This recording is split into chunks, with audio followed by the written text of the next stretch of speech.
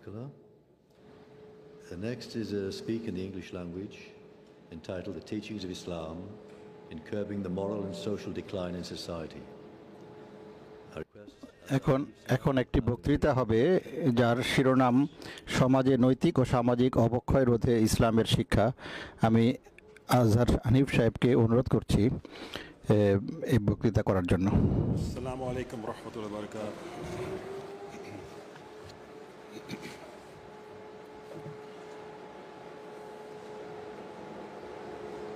أشهد أن لا إله إلا الله وحده لا شريك له وأشهد أن محمدًا عبده ورسوله أما بعد فأعوذ بالله من الشيطان الرجيم بسم الله الرحمن الرحيم.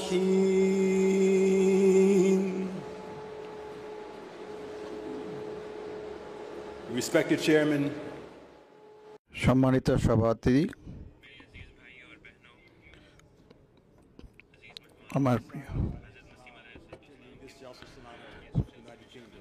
আমার প্রিয় ভাই বোনেরা যারা এই জলসা সালানা যুক্তরাজ্যে যোগদান করছেন, প্রায় 100 বছর আগে 1924 সালে হজরত খলিফাতুল মসিহ সানি মির্জা বশিরউদ্দিন মাহমুদ আহমদ, আল্লাহ তার উপর সন্তুষ্ট হন, রাদিয়াল্লাহু তাআলা আনহু, এই যুক্তরাজ্যে সফর করেন এই ইউরোপের সামাজিক, অর্থনৈতিক ও রাজনৈতিক অবস্থা অধ্যয়ন করতে এবং এটি নির্ধারণ করতে যে পশ্চিমে ইসলাম কিভাবে প্রসার লাভ করতে পারে। আর তার আগমনের দ্বিতীয় উদ্দেশ্য ছিল conference of living religions within the empire শীর্ষক সম্মেলনে একটি বক্তৃতা প্রদান করা। প্রস্তুতি স্বরূপ তিনি পূর্ব থেকে ইসলামের শিক্ষা, নীতি ও শিক্ষা ব্যাখ্যা করে একটি গ্রন্থ লেখা শুরু করেন। তিনি এটি উর্দুতে লিখেছিলেন আর পরে এটি প্রস্থানের পূর্বে এটি ইংরেজিতে অনুবাদ ও মুদ্রণ করেছিলেন। আহমদিয়াত অর দ্য ট্রু ইসলাম, আহমদিয়াত তথা সত্য ইসলাম শিরোনামের এই গ্রন্থটি সম্মেলনের স্থান অর্থাৎ ইম্পেরিয়াল ইনস্টিটিউটে বিক্রি হচ্ছিল। একবার যখন তিনি ইনস্টিটিউট পরিদর্শন করছিলেন, এক পাদ্রী যার হাতে বইটি ছিল তিনি তার সাথে সাক্ষাৎ করতে এসে তিনি বলেন আমি গতকাল আপনার এই বইটি পেয়েছি আর রাতে খাওয়ার পর এটি পড়তে শুরু করেছি।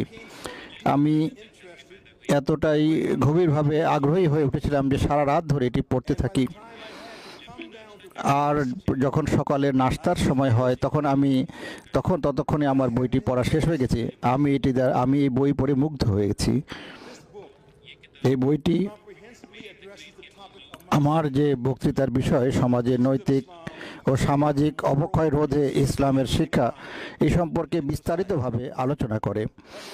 তাই আমি এই বক্তৃতার কিছু উদ্ধৃতি উপস্থাপন করব। তবে আমি খুব জোরের সাথে এই পরামর্শ দিব যে আপনারা এই বইটি পুঙ্খানুপুঙ্খভাবে অধ্যয়ন করবেন এবং আমি আশা করি, আমার বিশ্বাস যে তাই এটিকে আকর্ষণীয়, জ্ঞানবর্ধক এবং ঈমানের মজবুতি দানকারী পাবেন।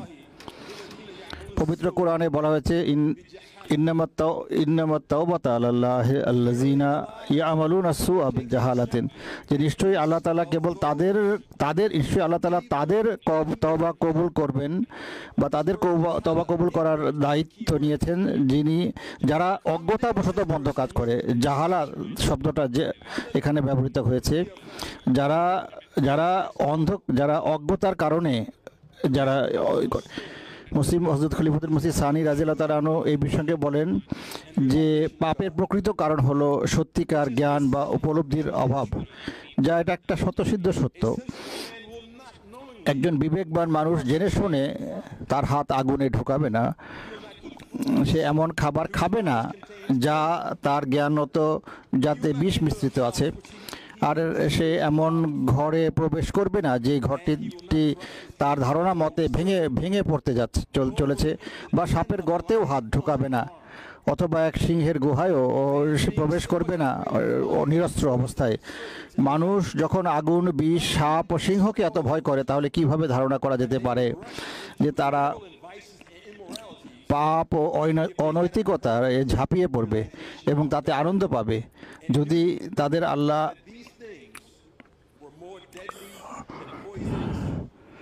যদি তাদের এই নিশ্চিত জ্ঞান থাকে যে আল্লাহ তাআলার যে এই পাপ তাদের জন্য এর চাইতেও বিপজ্জনক, সেটা যদি তাদের ধারণা থাকতো। সুতরাং এটা স্পষ্ট যে পাপ হলো অজ্ঞতা এবং আল্লাহ তাআলার সম্পর্কে সত্যিকার উপলব্ধির অভাবের ফল। সুতরাং এবং একটা ধর্ম যা মানুষের ইমানকে দৃঢ়তা দান করবে এবং আল্লাহ তাআলার সম্পর্কে সত্যিকার উপলব্ধি দান করবে, তাই তাদেরকে নৈতিকতার পথে অগ্রসর করবে। এটি স্পষ্ট করে কেন মহানবী সাল্লাল্লাহু আলাইহি ওয়াসাল্লামের পূর্বের যুগকে আইয়ামে জাহেলিয়াত বা অজ্ঞতার যুগ বলা হয়ে থাকে। এটি ছিল মানব জাতির জন্য সবচেয়ে অন্ধকার যুগ। মসিহ মাউদ আলাইহিস সালাম বলেন, আমাদের প্রভু ও মনিব মহানবী সাল্লাল্লাহু আলাইহি ওয়াসাল্লাম এমন সময়ে প্রেরিত হয়েছিলেন যখন পৃথিবী সম্পূর্ণভাবে কলুষিত হয়ে গিয়েছিল। যেমন আল্লাহ তাআলা বলেন, জাহার আল ফাসাদু ফিল বাররে ওয়াল বাহরে, যে জলে ও স্থলে বিশৃঙ্খলা ছেয়ে গেছে। এর অর্থ হলো কিতাবধারীরা, আলে কিতাবরা, যাদের ওহির অভিজ্ঞতা ছিল আর যাদের কাছে কোনো ওহি আসেনি, তারা সবাই কলুষিত হয়ে গিয়েছিল। পবিত্র কোরআনের উদ্দেশ্য ছিল মৃতদের পুনরুজ্জীবিত করা। সে সময় আরবের লোকেরা বর্বরতায় নিমজ্জিত ছিল। কোনো প্রকারের সামাজিক নিয়ম কানুনের প্রচলন ছিল না, আর তারা সকল পাপ ও অনৈতিকতায় তারা গর্ববোধ করত। তবু 2 দশকের মধ্যে পবিত্র কোরআনের শিক্ষা তাদের জীবনকে সম্পূর্ণভাবে রূপান্তরিত করে, বর্বরদেরকে মানুষে উন্নীত করে এবং তাদেরকে এমন নৈতিক গুণাবলী দিয়ে সুসজ্জিত করে এবং অবশেষে তাদেরকে খোদাপ্রাপ্ত মানুষে পরিণত করে। এটি ছিল মহানবী সাল্লাল্লাহু আলাইহি ওয়াসাল্লামের সবচেয়ে বড় নিদর্শন, যে এই সমস্ত বর্বরদেরকে সাধু সন্ন্যাসীতে পরিণত করা। তারা গোত্রীয় যুদ্ধ ও রক্তের প্রতিশোধের জন্য পরিচিত লোকদের এমন এক ভূমিতে পরিণত হয়েছিল সেখান থেকে এমন অবস্থা হয়ে গিয়েছিল যে সানাত থেকে, অর্থাৎ সিরিয়ার সানাত থেকে ইয়েমেনের হাজার আল মাউত পর্যন্ত মানুষ নিরাপদে সফর করতে পারত।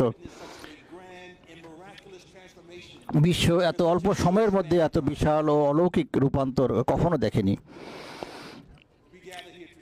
আজকে আমরা যখন সমবেত হয়েছি প্রযুক্তির অসাধারণ উন্নতির এক যুগে, চিকিৎসার উন্নতি এবং শ্বাসরুদ্ধকর বিস্ময়কর বিভিন্ন বিষয়ের মধ্যে, একই সাথে সামাজিক অস্থিরতা, ধর্মীয় বিষয়ে সংশয় এবং নৈতিক বিভ্রান্তির মধ্যে বিশ্ব আজ সংশয়বাদী এবং নাস্তিকদের সংখ্যা বৃদ্ধি পাচ্ছে, বিশেষ করে যুব সমাজের মধ্যে। বর্তমান যুগের নাস্তিকদের শতকরা 40% 18 থেকে 29 বছর বয়সী। সাম্প্রতিক সমীক্ষা অনুসারে ব্রিটেন প্রথমবারের মতো একটা নাস্তিকতার যুগে প্রবেশ করছে, অর্থাৎ আস্তিকদের চেয়ে এদেশে নাস্তিকের সংখ্যা বেশি। সুতরাং এটি একটি সেই অজ্ঞতার কথা চিন্তা করুন। এটি আরেকটি আধুনিক অজ্ঞতার যুগ। মানব জাতি আল্লাহ তাআলাকে ভুলে গেছে এবং তাকে পরিত্যাগ করেছে, এবং এর ফলস্বরূপ নৈতিক ও সামাজিক যে ব্যবস্থা সেটি সর্বনিম্ন অবস্থায় পতিত হয়েছে। বহু দশকের মধ্যে সবচেয়ে নিম্ন অবস্থায় পড়েছে। এই তথ্যগুলো লক্ষ্য করুন। বৈশ্বিকভাবে যুবকদের মধ্যে বিষণ্ণতা রেকর্ড পর্যায়ে পৌঁছেছে। 2024 সালে মার্কিন যুক্তরাষ্ট্রে 1,20,000 বেশি মানুষ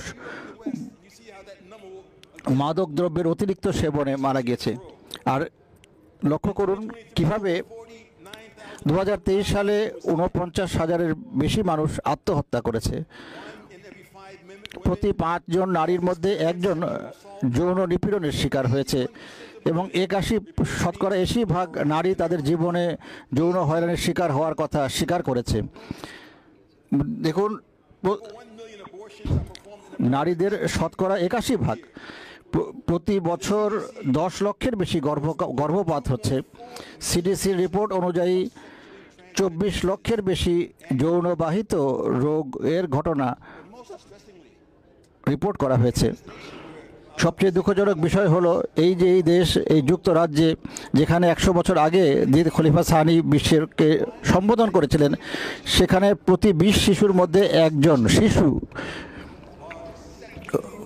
প্রাপ্তবয়স্ক না শিশু, প্রতি 20 জন শিশুর মধ্যে একজন শিশু যৌন নিপীড়নের শিকার হয়েছে। আর 2022 সালে পুলিশ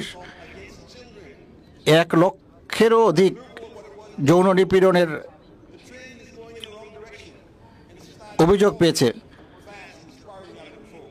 দেখো কিভাবে সমস্ত কিছু নিয়ন্ত্রণের বাইরে চলে যাচ্ছে। অনেক দেশে বিবাহ বিচ্ছেদের হার 50% অতিক্রম করেছে।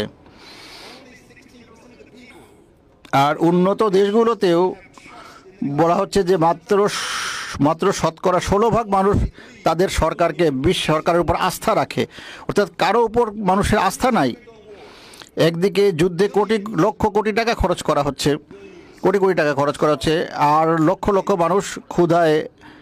কোটি মানুষ ক্ষুধায় দুর্ভিক্ষে মৃত্যুবরণ করছে। যেখানে বিশ্বের শীর্ষ 10% মানুষের হাতে 70% সম্পদ কুক্ষিগত হয়েছে। ভাই ও বোনেরা, প্রিয় অতিথিবৃন্দ, এই হলো সেই নির্মম সত্য। এই কারণে এই সকল দেশ যারা নিজেদেরকে বিশ্বের জন্য আলোকবর্তিকা হিসাবে তুলে ধরে আর বিশ্বকে তার অনুসরণের আহ্বান জানায়, আর এই জন্য বিশ্ব জুড়ে মানুষ আন্দোলন করে চলেছে, তাদের কণ্ঠস্বর উচ্চকিত করছে। এর মধ্যে কোনো আন্দোলন আমাদের কাছে সুপরিচিত, যেগুলো আমরা টেলিভিশনে দেখেছি। ব্ল্যাক লাইভস ম্যাটার্স, এগুলো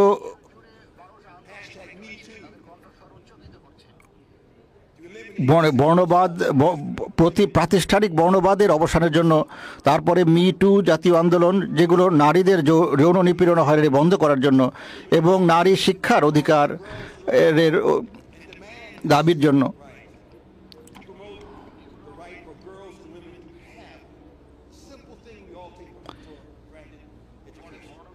যেখানে নারী শিক্ষার দাবি উত্থাপিত হয়েছে। আমি এই কয়েকটা বিষয় আমি শুধু আলোচনা করছি। ইসলাম সমাজে এই সমস্যাগুলো দূর করার জন্য কি করেছে পবিত্র কোরআনের শিক্ষার আলোকে। আল্লাহ তাআলা পবিত্র কোরআনে বলেন, হে মানব সকল, আমরা তোমাদেরকে পুরুষ ও নারী থেকে সৃষ্টি করেছি এবং আমরা তোমাদেরকে গোত্র ও উপগোত্রে বিভক্ত করছি যেন তোমরা একে অপরকে চিনতে পারো। লেতা আরাফু, যেন তোমরা একে অপরকে চিনতে পারো। এটা অত্যন্ত আকর্ষণীয় একটি শব্দ।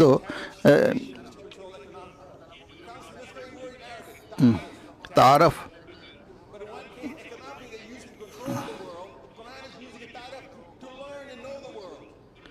কোরআন পবিত্র একদিকে ট্যারিফ প্রয়োগ করা হচ্ছে বিশ্বে নিয়ন্ত্রণ করার জন্য, অথচ পবিত্র কোরআনে তাআরাফু বলা হচ্ছে যে বিশ্বের মধ্যে যেন একে অপরকে সবাই চিনতে পারে।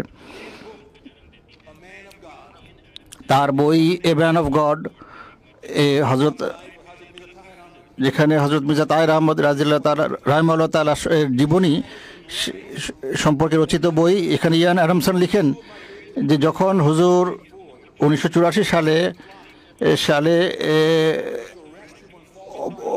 অপহরণের মিথ্যা অভিযোগে এড়ানোর জন্য যখন তিনি হিজরত করেন,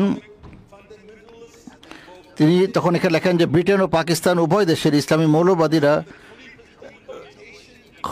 খলিফাকে এখান থেকে আবার পাকিস্তানে পাঠিয়ে দেওয়ার জন্য ফেরত পাঠানোর জন্য চাপ দিতে থাকে। আর তারা তারা বলে যে ইসলামের ক্যান্সার আহমদিয়াতকে রোধ করতে হবে, নির্মূল করতে হবে। এরপর তিনি বলেন যে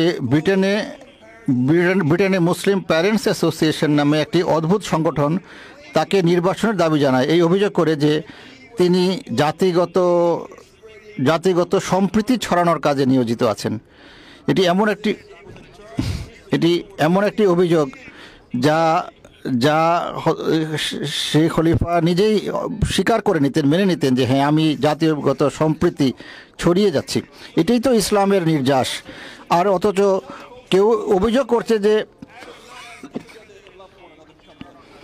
যে তিনি এই শিক্ষা দিচ্ছেন যে সবাই তোমরা একে অপরকে ভালোবাসো। তাদের কাছে এটা গ্রহণযোগ্য ছিল না।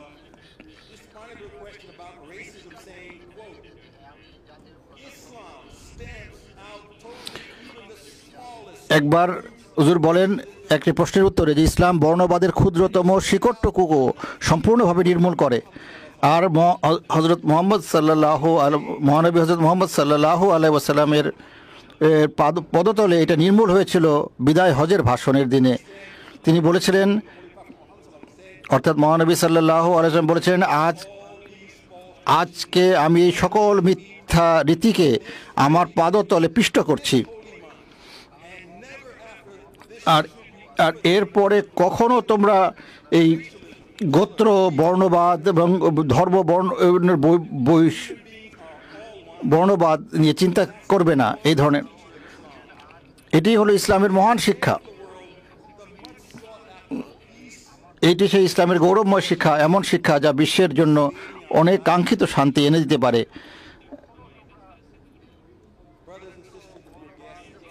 ভাই ও বোনেরা এবং প্রিয় অতিথিবৃন্দ, আজও আমরা এটি অর্জন করতে পারিনি।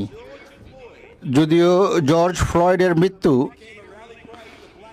ব্ল্যাক লাইভস ম্যাটার আন্দোলনের জন্য একটা উত্থানের সূচনা করেছিল, কিন্তু 5 বছর পরও এই একটিও জাতীয় আইন পাস হয়নি যা একে দমন করতে পারে। এই এত প্রতিবাদ, এত আন্দোলন হয়েছে, কিন্তু কোনো কিছুই পরিবর্তন হয়নি। প্রকৃত নিরীহ জর্জ ফ্লয়েডের মতো নিরীহ ব্যক্তির মৃত্যু রোধ করতে কোনো কিছুই হয়নি। অর্থাৎ মনে হচ্ছে যেন প্রতিবাদগুলো কখনো ঘটেইনি। প্রকৃত ন্যায় বিচার এবং সমতার পথ প্রকৃতপক্ষে ইসলামের মধ্যেই রয়েছে। আমি আপনাদেরকে আহ্বান জানাই যে এখানে আসুন, দেখুন যে এখানে আরব, অনারব, উত্তর, দক্ষিণ সকল সাদা কালো সবাই একসাথে আছে। আর এখানে আমরা মহানবী সাল্লাল্লাহু আলাইহি ওয়াসাল্লামের যে শিক্ষা সেটাকে পালন করছি।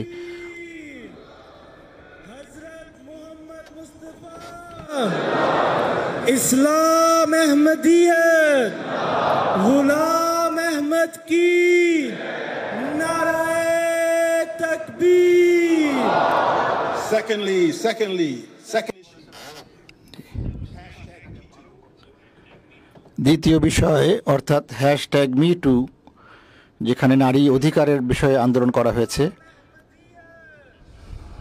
explaining the teachings of Islam prevents sexual misconduct and assault.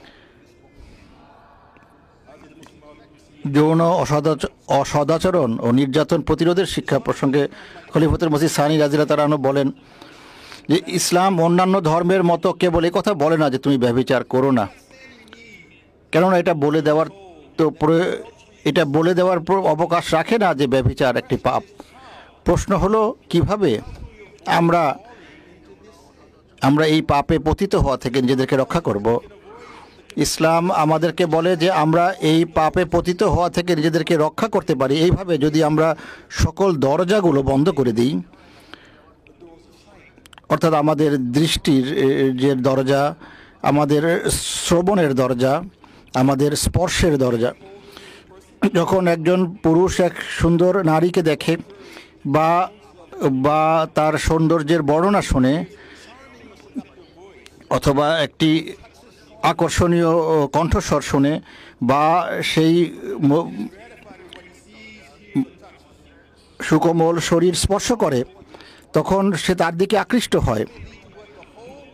এইটাই সেই দিকে টেনে নিয়ে যায়, সেই দিকে আকর্ষণ যা, এবং এটা সেই পাপের দিকে নিয়ে যায় যাকে পুরো বিশ্ব যাকে পাপ বলে স্বীকার করে, বিপজ্জনক বিষ হিসাবে যাকে নিন্দা করে থাকে। কেন শতকরা ৮১% নারী আজকে নির্যাতনের শিকার? মসিহ মাউদ আলাইহিস সালাম, যিনি তার যৌবনের নৈতিক উৎকর্ষর প্রতিমূর্তি ছিলেন, তিনি এত সতর্ক ছিলেন যে কোনো নারীর দিকে দৃষ্টিপাত করতেন। তিনি যৌবনে এত সতর্ক ছিলেন যেন তার দৃষ্টি একবারের জন্য কোনো নারীর উপর না পড়ে। বলা হয়েছে যে তিনি যখন ঘরে প্রবেশ করতেন তখন তিনি না ঘুরে পিছন থেকে হাত দিয়ে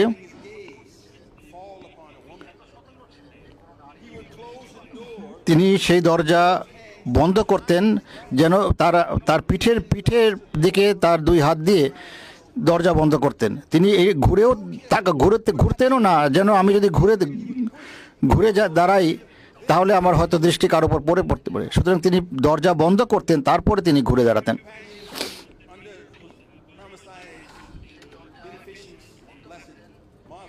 এমনকি মুসলিম তার চৌধুরী জাফরুল্লাহ খান সাহেব রাদিয়াল্লাহু তাআলা আনহু এর মতো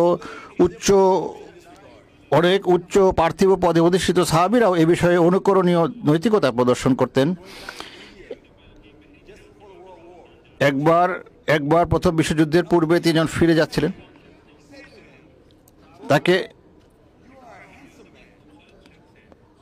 বলেছে যে আপনি তো একজন সুদর্শন ব্যক্তি, কিন্তু আপনি ধূমপানও করেন না, মদ্যপানও করেন না, আর আপনি এই উচ্চ স্বরে হাসেনও না। চৌধুরী সাহেব বলেন যে স্যার, আমি স্বীকার করি যে আমি মদ পান করি না, ধূমপানও করি না, কিন্তু আমি সবসময় হাসি। তার কাছের একজন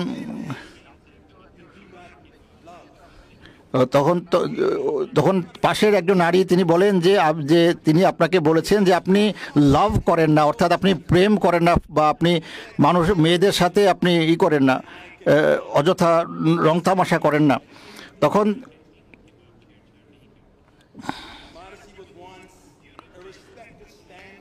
তখন তিনি বলেন যে আমি বুঝতে পেরেছি, যে আমি একজন নারী হিসেবে বুঝতে পেরেছি যে আপনি নারীদের সাথে আপনি অশালীন আচরণ করেন না। শালীনতা একসময় ইউরোপের সম্মানিত একটি বিষয় ছিল। একসময় লন্ডনের মতো শহরে এটা অত্যন্ত পারফিউম ব্যবহার করা এটাকে কলঙ্কজনক অনেক প্রায় মনে করা হতো। যে আজকে নারী স্বাধীনতার নামে পশ্চিমা জগৎ শালীনতাকে বিদায় জানিয়েছে। মসিহ মাউদ আলাইহিস সালাম বলেছেন যে অবাধ মেলামেশা পারিবারিক জীবনের ধ্বংস এবং ঘন ঘন আত্মহত্যার দিকে নিয়ে যায়, যা ইউরোপে আজ সাধারণ বিষয় হয়ে দাঁড়িয়েছে।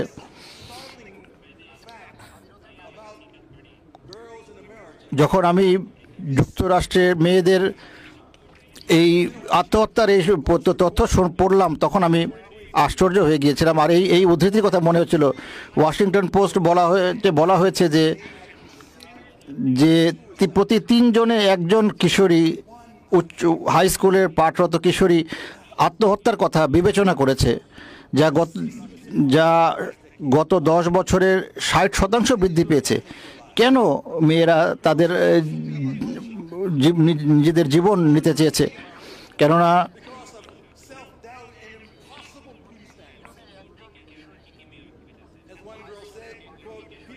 যেভাবে একটি মেয়ে বলেছে যে লোকেরা আমাকে দেখছে, আর আমরা যাই করি না কেন এক অদৃশ্য দর্শক যেন তাদের প্রতিটি গতিবিধি, তাদের কর্ম, তাদের হাসির ধরন, তাদের খাবার ধরনের বিচার করছে। আর মেয়েরা এই চাপ তারা নিতে পারছে না। তারা না বাবা মাকে বলতে পারে, না অন্য কাউকে বলতে পারে। আর সবচেয়ে দুঃখজনক বিষয় হলো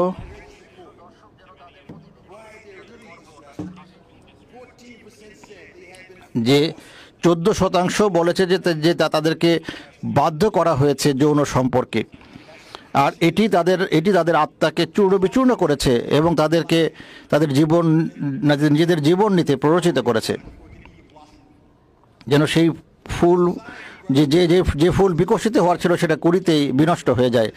সমাজ নারী ও কন্যা শিশুদেরকে এই আক্রমণ থেকে রক্ষা করতে ব্যর্থ হয়েছে।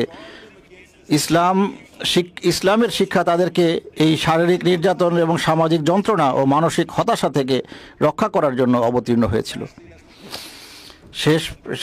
আমি নারী শিক্ষার বিষয়ের দিকে আসি।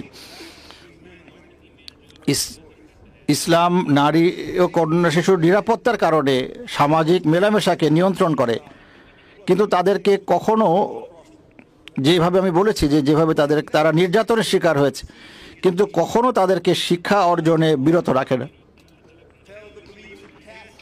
আল্লাহ তাআলা পবিত্র কোরআনে বলেন যে বিশ্বাসীদেরকে বলো তারা যেন তাদের দৃষ্টি অবনত রাখে এবং তারা যেন সেসব রাস্তাকে রক্ষা করে যার মধ্য দিয়ে মন্দ প্রবেশ করতে পারে। আল্লাহ তাআলা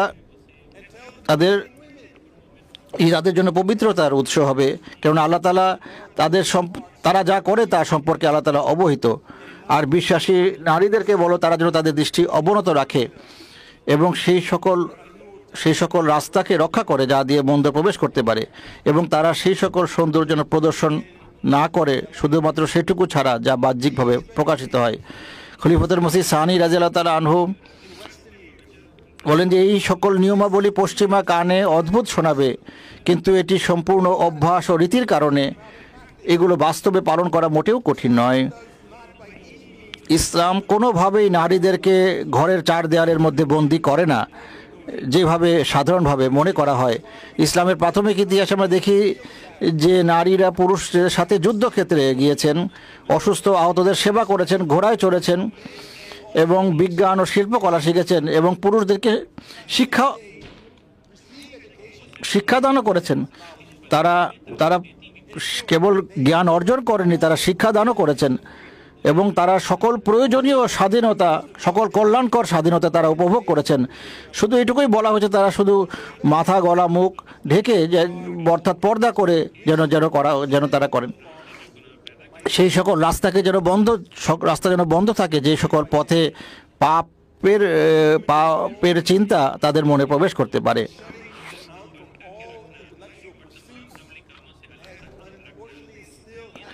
যেমনটি আজ এখনও কোনো মুসলিম বিশ্বের কোনো অংশে তাদেরকে শিক্ষার অধিকার থেকে বঞ্চিত করেছে, এটা কখনো ইসলামের শিক্ষা নয়। আর শত শত বছর ধরেও মুসলমানদের মধ্যে এটা প্রচলিত ছিল না। নারী শিক্ষার অধিকারের প্রথম এবং প্রধান পুরোধা ছিলেন মহানবী সাল্লাল্লাহু আলাইহি ওয়াসাল্লাম স্বয়ং। আবু সাঈদ খুদরি রাদিয়াল্লাহু তাআলা আনহু বর্ণনা করেন যে এক নারী মহানবী সাল্লাল্লাহু আলাইহি ওয়াসাল্লামের কাছে এসে বলেন, হে আল্লাহ রসুল,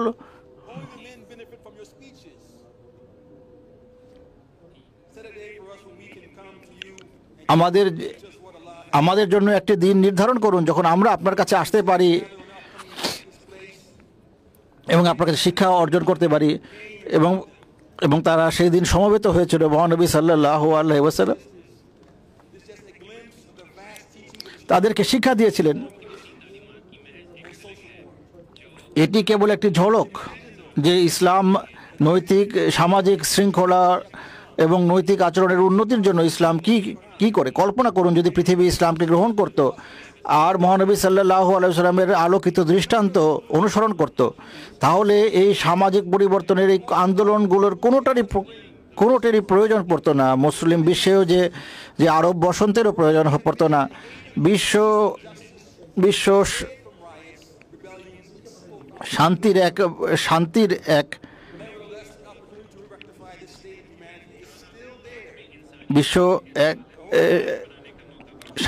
এক শান্তিপূর্ণ ঘরে পরিণত হতো, যেখানে কোনো রকম দাঙ্গা আন্দোলন বিদ্রোহ প্রয়োজন পড়তো না। আল্লাহ তাআলা বলেন, এটি এক কিতাব যা আমরা তোমার কাছে নাজিল করেছি যেন তুমি মানব জাতিকে প্রত্যেক প্রকার অন্ধকার থেকে আলোর দিকে নিয়ে আসতে পারো। তাদের রবের নির্দেশে মহাপরাক্রমশালী প্রশংসাভাজন আল্লাহ তাআলার পথের দিকে। মহানবী সাল্লাল্লাহু আলাইহি ওয়াসাল্লাম ছিলেন ঐশী আলোর মশাল বাহক, যা মানব জাতিকে আল্লাহ তাআলার প্রকৃত উপলব্ধি ও জ্ঞানের দিকে ফিরিয়ে আনার জন্য যিনি আবির্ভূত হয়েছিলেন। যদি 14 শতাব্দী আগে পৃথিবী যে মহান বিপ্লব প্রত্যক্ষ করেছিল, আজও তা ঘটতে পারে। আসুন দেখুন, প্রথম উপকৃত হয়েছিলেন এবং মহানবী সাল্লাল্লাহু আলাইহি ওয়াসাল্লামের নূর থেকে প্রথম উপকৃত হয়েছিলেন সাহাবারা নিজেরাই। সুতরাং জামাতের সদস্যদের উদ্দেশ্য করে মসিহ মউদ আলাইহিস সালাম একবার বলেছিলেন যে তোমরা নিজেদের সংশোধন করো, তাহলে তোমরা দেখবে পৃথিবীর সংশোধন হয়ে গেছে। যদি আমাদের প্রত্যেকে ক্রমাগতভাবে আল্লাহ তাআলার সাথে নিজেদের সম্পর্ক উন্নত করার চেষ্টা করি, আল্লাহর আলো, কোরআনের আলো এবং মহানবী সাল্লাল্লাহু আলাইহি ওয়াসাল্লামের যে আলোকে আত্মস্থ করি, তাহলে এবং আমরা অন্যদের কাছে পৌঁছে দিই, তাহলে আমরা সেই মহান নৈতিক সংস্কার ও আধ্যাত্মিক বিপ্লবের দিকে অগ্রসর হওয়ার গতি ত্বরান্বিত করতে পারি, যখন সমস্ত পৃথিবী প্রকৃত ইসলামের কোলে প্রবেশ করবে ইনশাআল্লাহ। আমি আমার বক্তৃতা সেই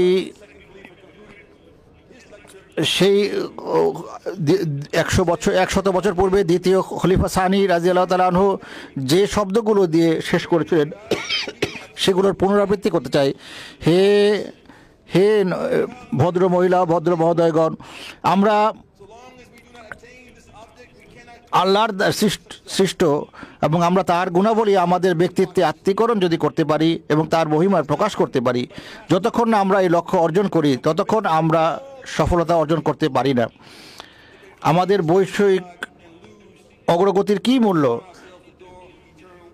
যদি আমরা আল্লাহ তাআলাকে অসন্তুষ্ট করি এবং এভাবে চিরন্তন আধ্যাত্মিক অগ্রগতির দরজা নিজেদের উপর বন্ধ করে দিই, তাহলে এই সমস্ত অগ্রগতি আমাদের কী উপকারে আসতে পারে? এরপরে তিনি বলে যে, হে ইংল্যান্ডের জনগণ,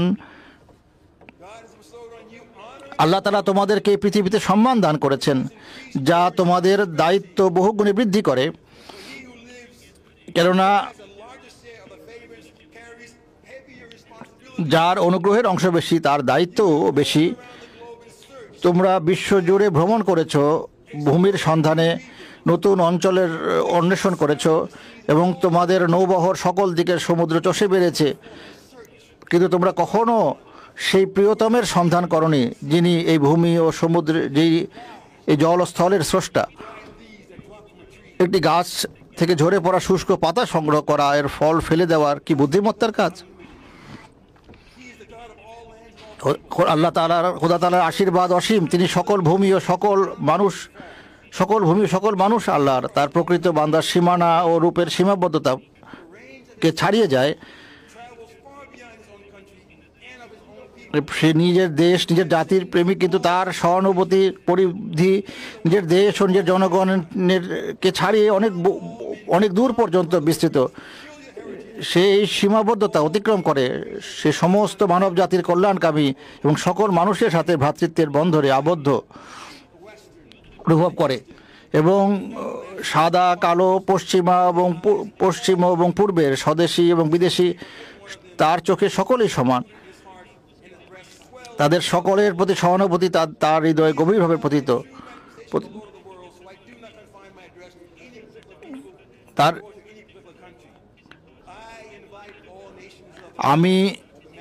আমি আমার সম্বোধন কোনো বিশেষ জনগোষ্ঠী বা বিশেষ দেশের মধ্যে সীমাবদ্ধ রাখি না। আমি পৃথিবীর সকল জাতিকে সেই আল্লাহর বার্তার দিকে আমন্ত্রণ জানাই যিনি তার অনুগ্রহ বিতরণে কারো প্রতি কৃপণতা করেননি এবং যিনি মানুষের জন্য সমানভাবে তার রহমতের দরজা খুলে দিয়েছেন। আমি বলি, হে ইউরোপ, আমেরিকা, হে অস্ট্রেলিয়া, আফ্রিকার অধিবাসীরা, হে এশিয়ার বাসিন্দারা, তোমরা তোমাদের উদাসীনতার ঘুম থেকে জেগে ওঠো এবং চোখ খুলো, কারণ কাদিয়ানের অজানা ভূমি থেকে আল্লাহ তাআলার ভালোবাসায় যে সূর্য উদিত হয়েছে, যাতে তা প্রত্যেক চিরন্তর, যা তোমাদের যারা প্রত্যেককে সেই খোদার ভালোবাসার কথা স্মরণ করিয়ে দেয়, যা তিনি তার এবং সকল প্রকার সন্দেহ দূর করে, উদাসীনতা, অবহেলতা ও শীতলতা দূর করে, পাপ এবং অত্যাচার, হত্যা দূর করে দেয় এবং সেগুলো যেন দূর হয়ে যায় এবং পৃথিবীতে যেন স্বর্গীয় জীবন সৃষ্টি হয়।